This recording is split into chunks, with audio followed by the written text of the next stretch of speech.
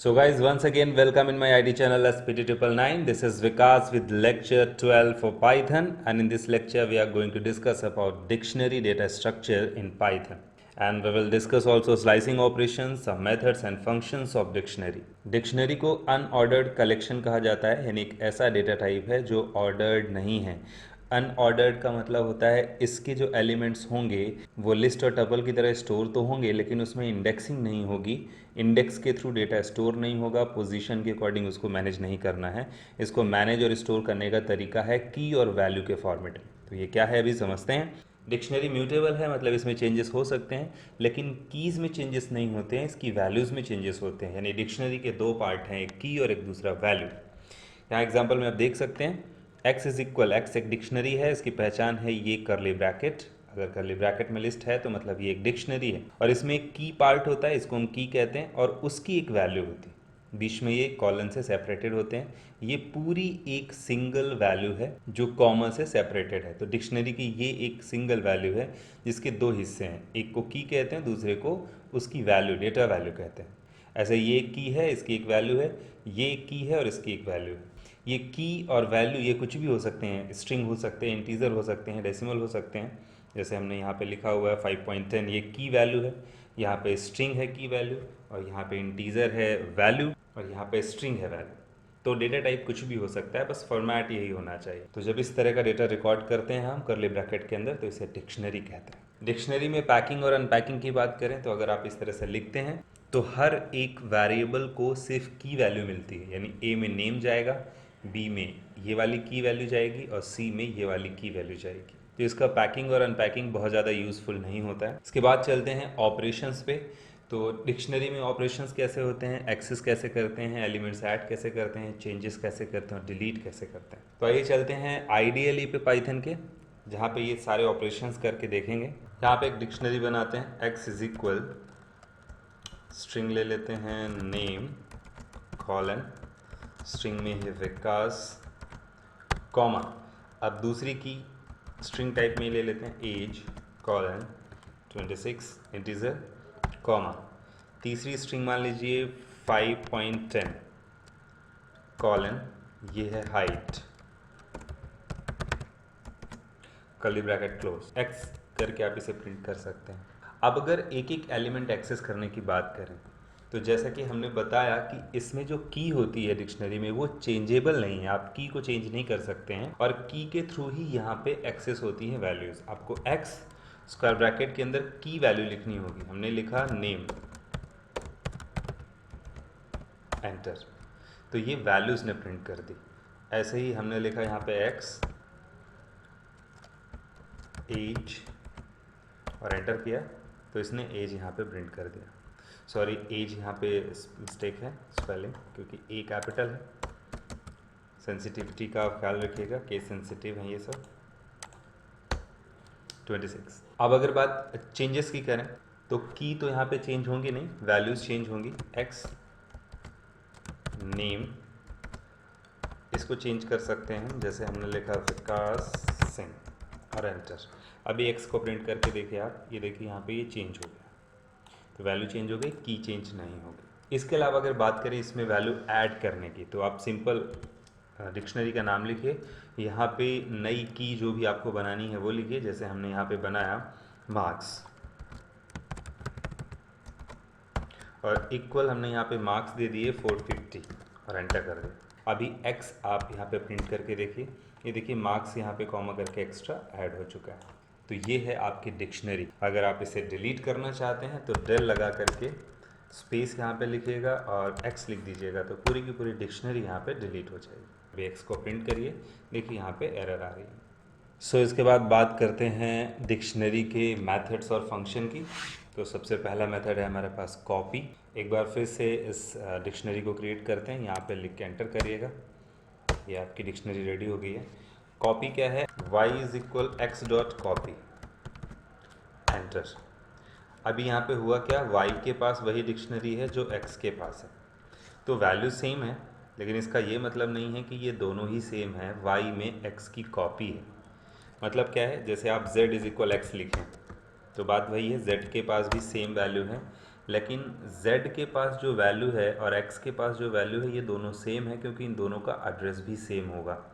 लेकिन यहाँ पे y का एड्रेस चेंज है क्योंकि y के पास उसकी कॉपी है।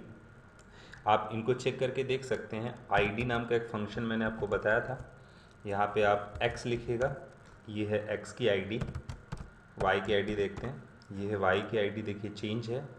और यहाँ पे z की id चेक करते हैं, देखिए z की जो id है वो x से मैच कर रही है, यानी यहाँ पे जो है कॉपी नहीं हुआ है, वैल्यू वही है, यानी लोकेशन वही है, मेमोरी लोकेशन वही है, बस x उसको पॉइंट कर रहा है और z भी उसी को पॉइंट करने लग गया, तो मेमोरी लोकेशन या id सेम है। लेकिन जब आप कॉपी करते हैं कॉपी मेथड का यूज़ करके, तो वो नई मेमोरी लोकेशन बनाता है, तो y के पास नई मेमोरी लोकेशन ही अलग है, इसलिए उसकी id अलग है। तो ये है इस कॉपी और इस कॉपी में अंतर, दोनों ही कॉपी कर रहे हैं लेकिन ये अलग मेमोरी लोकेशन बनाता है और ये उसी में पॉइंट करने लग जाता है। इसके बाद डिक्शनरी के एलिमेंट्स को एक्सेस करने का एक और तरीका है, x.get फंक्शन यूज़ करके आप यहाँ पे की पास करिएगा, जैसे कि नेम, तो ये वैल्यू आपको निकाल के दे देगा। यहाँ पे आप डिफ़ॉल्ट वैल्यू भी पास कर सकते हैं, मतलब कि अगर कोई ऐसी की यहाँ पे पास की जाए XYZ जो डिक्शनरी में है ही नहीं, तो उसके लिए आप डिफ़ॉल्ट मैसेज दे सकते हैं, अननोन की, या कोई भी मैसेज आप यहाँ पे टाइप कर सकते हैं, एंटर। तो ये देखिए XYZ है नहीं, इसलिए उसने अननोन की वाला मैसेज यहाँ पे प्रिंट कर दिया। इसके बाद हमारे पास एक फंक्शन है, सॉरी मेथड, सेट डिफ़ॉल्ट, इसका भी काम वही है, XYZ अननोन और एंटर। तो यहाँ पे देखिए अगर ये वैल्यू नहीं मिलती है तो ये अननोन मैसेज देता है, लेकिन दोनों में डिफरेंस क्या है कि अगर गेट फंक्शन आप यूज़ करते हैं तो अगर ये की वैल्यू नहीं मिलती है तो आपको ये मैसेज प्रिंट करके दे देता है और इसका काम यहीं पे ख़त्म हो जाता है। लेकिन अगर सेट डिफ़ॉल्ट यूज़ करते हैं तो ये यहाँ पे ये मैसेज तो प्रिंट करता ही है, साथ में इसको उठा करके आपकी डिक्शनरी में ऐड भी कर देता है। तो ये देखिए यहाँ पे ये ऐड कर दिया है इसने। इसके बाद x.keys नाम का एक मेथड है जिससे सारी कीज़ यहाँ पे प्रिंट हो जाती हैं। x.values नाम का फंक्शन है जिससे सारी वैल्यूज़ प्रिंट हो जाती हैं। x.items नाम का एक मेथड है जिससे डिक्शनरी के सारे एलिमेंट्स सेपरेटली यहाँ पे दिखाई देते हैं एक टपल के फॉर्मेट में, हर एक एलिमेंट को टपल के अंदर बंद करके सेपरेट करके दिखाया जाता है। इसके अलावा हमारे पास एक और मेथड है अपडेट, तो इसके लिए हमें एक और डिक्शनरी यहाँ पे बनानी पड़ेगी। एक छोटी सी डिक्शनरी बना लेते हैं, मान लीजिए सिटी, और यहाँ पे लिख देते हैं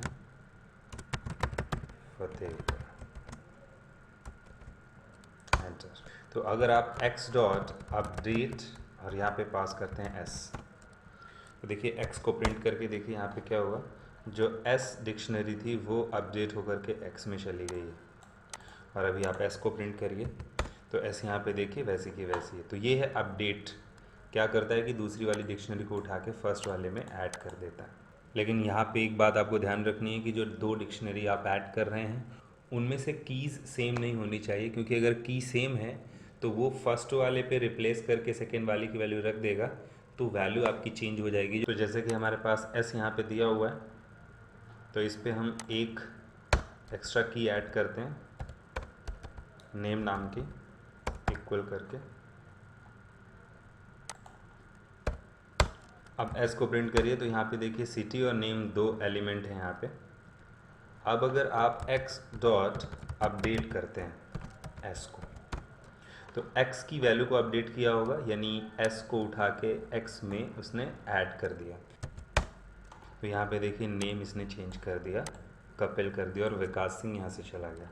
तो ये मैं आपको समझा रहा था कि अगर आप दो अलग अलग डिक्शनरी को यहाँ पे ऐड कर रहे हैं, यानी कि अपडेट कर रहे हैं, तो ये ध्यान रखिएगा कि दोनों में की वैल्यू सेम ना हो, क्योंकि अगर सेम है तो उसकी जो वैल्यू है उसको वो चेंज कर देगा, दूसरे वाले की वैल्यू फर्स्ट वाले में रख देगा, तो आपकी एक्चुअल वैल्यू चली जाएगी। इसके अलावा हमारे पास एक मेथड है क्लियर, x.clear। तो ये क्या करेगा, पूरी डिक्शनरी के सारे एलिमेंट क्लियर कर देगा और आपकी डिक्शनरी को कर देगा एम्प्टी। इसके बाद हमारे पास कुछ फंक्शंस हैं डिक्शनरी के, जैसे कि लेन फंक्शन है, तो लेन में अगर आप x पास करते हैं तो ये लेंथ बताएगा। अभी x क्लियर हो चुका है तो उसमें कोई भी लेंथ नहीं है। str नाम का फंक्शन है हमारे पास डिक्शनरी को str फंक्शन यानी स्ट्रिंग में बदलने के लिए। ये देखिए इसने डिक्शनरी को स्ट्रिंग में बदल दिया। पूरे डिक्शनरी को इसने डबल कोटेशन में क्लोज करके स्ट्रिंग में कन्वर्ट किया। इसके अलावा हमारे पास dict नाम का एक फंक्शन है जो किसी टपल या लिस्ट को, आई रिपीट, टपल या लिस्ट को डिक्शनरी में कन्वर्ट करता है। But the most important point is कि टपल या लिस्ट के पास पेयर्स में वैल्यूज़ होनी चाहिए, क्योंकि डिक्शनरी में पेयर्स में वैल्यू होती हैं की और वैल्यू के फॉर्मेट में, तो हमेशा पेयर्स में होता है। तो इसलिए जो भी लिस्ट या टपल को आप डिक्शनरी में कन्वर्ट करें तो उनमें पेयर्स में वैल्यूज़ होनी चाहिए, यानी इवन नंबर में होनी चाहिए, ऑड नंबर में नहीं होनी चाहिए। अगर ऑड नंबर में होंगी तो फिर ये डिक्ट फंक्शन उन्हें डिक्शनरी में कन्वर्ट नहीं कर पाएगा। So guys, do your practice on it and you can contact me for any doubt or question anytime. Thanks for watching.